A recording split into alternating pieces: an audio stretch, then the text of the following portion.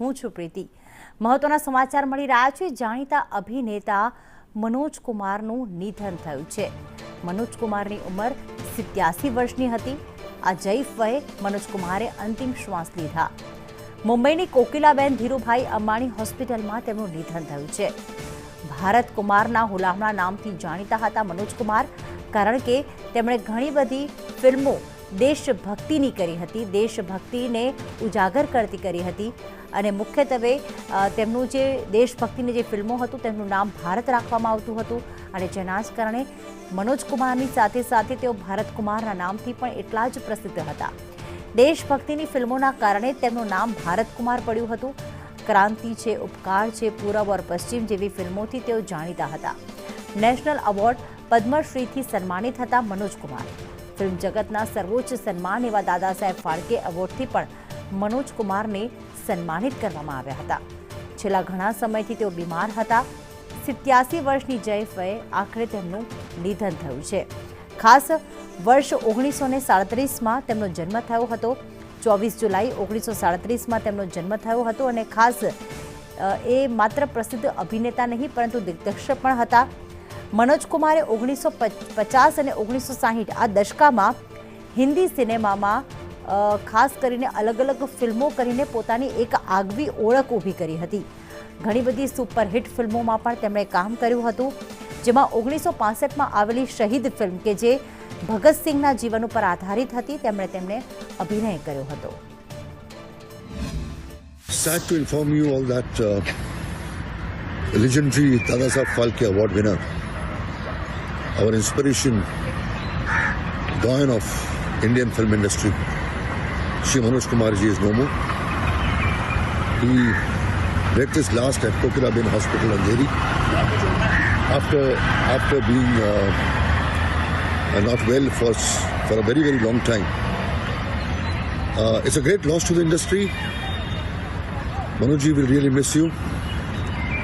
We all kept on meeting him quite occasionally. He was always full of life. He was always happy, and the entire industry will miss him. A great soul like him, a great maker like him will never be there in our industry. A great actor, a great maker, a great soul, એટલે કે માત્ર અભિનય અને દિગ્દર્શક નહીં પરંતુ એ ખૂબ જ સારા વ્યક્તિ પણ હતા અને આજે 87 વર્ષની જૈફ વયે તેમનું નિધન થયું છે। મારા સહયોગી કિન્નરી શાહ ઓનલાઈન પર જોડાઈ ગયા છે। કિન્નરી, ખૂબ જ મોટી ખોટ પડી છે, કારણ કે કહેવાય ને કે રાષ્ટ્રભક્તિની ફિલ્મોની શરૂઆત કરનાર સામાજિક કિન્નરી અમારી સાથે જોડાયેલા રહેજો અને ખાસ મનોજ કુમારને શ્રદ્ધાંજલિ અર્પણ કરવામાં આવી રહી છે। તો ભારત કુમારની આખરે અલવિદા થઈ ચૂકી છે અને દેશભક્તિની ફિલ્મોના કારણે ભારત કુમાર તેમનું નામ પડ્યું હતું। કિન્નરી, ખૂબ જ મોટી ખોટ ગણી શકાય બોલિવૂડ ઇન્ડસ્ટ્રીઝ માટે। પ્રીતિ, જે પ્રમાણે સવાર પડી છે આજે 4 એપ્રિલની સવાર અને જ્યારે મનોજ કુમારના નિધનના સમાચાર સામે આવી રહ્યા છે, સમગ્ર ફિલ્મ ઇન્ડસ્ટ્રીમાં શોકની લાગણી છે। આ સાથે જ મનોજ કુમારને જોઈને, મનોજ કુમારની ફિલ્મોને જોઈને જે મોટા થયા છે તે જે તમામ ફેન્સ છે એ તમામ ફેન્સની અંદર પણ ઘેરા શોકની લાગણી અત્યારે પ્રવર્તી રહી છે। 87 વર્ષની જે જૈફ વયે મનોજ કુમારનું નિધન થયું છે। મુંબઈની કોકિલાબેન અંબાણી હોસ્પિટલની અંદર તેઓ દાખલ હતા। તેમને હૃદય સંબંધિત બીમારી હોવાનું, હૃદય સંબંધિત ઇસ્યુઝ હોવાનું અત્યારે પ્રાથમિક રીતે સામે આવી રહ્યું છે અને તેના કારણે થઈને તેમનું નિધન થયું હોવાનું સામે આવ્યું છે અને તેમની જે અંતિમવિધિ છે તેને લઈને હજી સુધી કોઈ જાણકારી પ્રાપ્ત નથી થઈ, પરંતુ જે પ્રમાણે જાણકારી પ્રાપ્ત થશે અમે આગળ આપતા પણ રહીશું। અને જે પ્રમાણે અત્યારે મનોજ કુમારનું નિધન થયું છે, મનોજ કુમારના નિધન એમના નામ પર જે ભારત કુમાર એક નામ તેમનું જે બની ગયું હતું, રાષ્ટ્રભક્તિની દેશભક્તિની ફિલ્મો જાણે ભારત કુમાર વગર જાણે શક્ય જ ન હોય તેવા પ્રકારની પરિસ્થિતિ એક જાણે જોવા મળી. ફિલ્મ શહીદની અંદર શહીદ ભગતસિંહનું તેમણે કિરદાર નિભાવ્યું હતું. 1965ની આ ફિલ્મ હતી અને ત્યારબાદ તેમણે જાણે વણઝાર લગાવી દીધી હતી દેશભક્તિની ફિલ્મોની, ચાહે ઉપકાર હોય, ક્રાંતિ હોય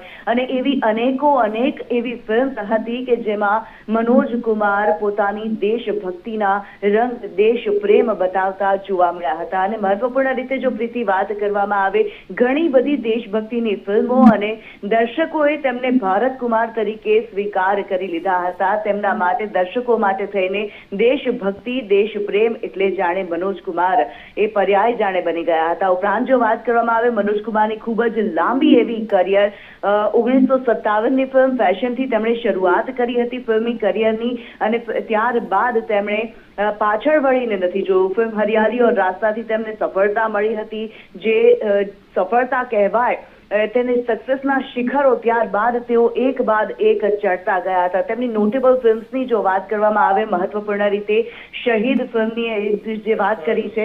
જી કિન્નરી આપને અટકાવવા માંગીશ. 10 નંબરી. જી. His technique, the way he used to shoot songs, the way he used to shoot his cinema, his film, the message which he used to send across through his cinema is unexplainable, is not definable. So I, on behalf of Directors Association, IMPA and the Federation, pay my homage to this great filmmaker, and I'm sure that people will keep on remembering him. The cremation is going to be held tomorrow at 12 a.m. at Pawan Hans cremation ground, Viripala West, and let's pay him. Let's celebrate his journey of great cinema and the films which he made. Thanks a lot. Thank you, sir.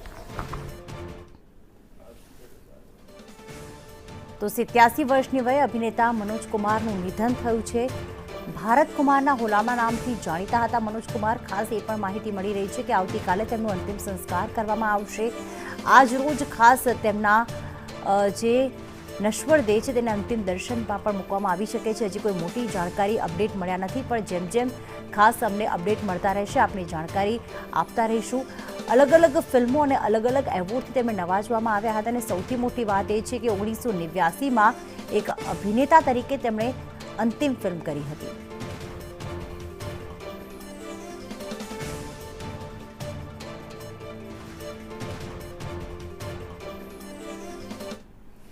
તો